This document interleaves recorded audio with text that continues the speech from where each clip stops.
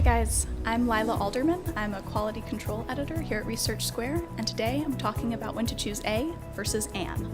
A and an are both examples of indefinite articles. So, backing up, what is an article?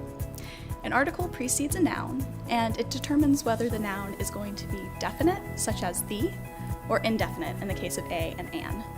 So a and an are both examples of indefinite articles.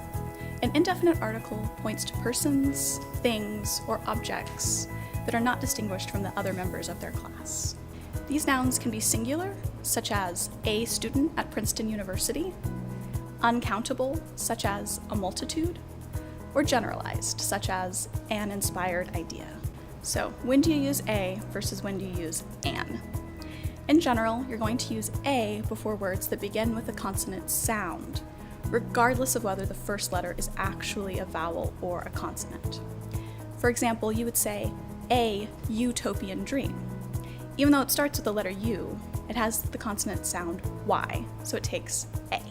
Conversely, you're going to use an before any word that starts with a vowel sound, again, regardless of whether the first letter itself is a vowel or a consonant.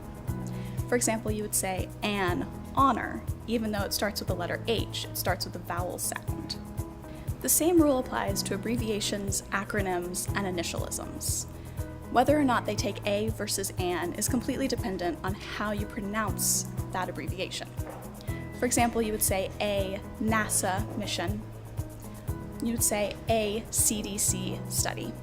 As a specific example, chemical symbols and compounds are always pronounced in full. So for example, you would say a silicon carbide sandpaper as opposed to saying an SiC. Always going to sound that out in full. The intended pronunciation should also be taken into account if you have a symbol that comes before a letter or a number.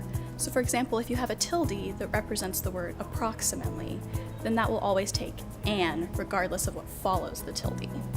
Words that start with H can be a little tricky, because they can take either a or an depending on how it's sounded. Traditionally, if you pronounce the H at all, then it takes a, whereas if you don't pronounce the H, it will take an. For example, you would say a historic era or a hypothesis. Conversely, you don't pronounce the H when you say honor, so you would say an honor or an hour. AJE, how research breaks through.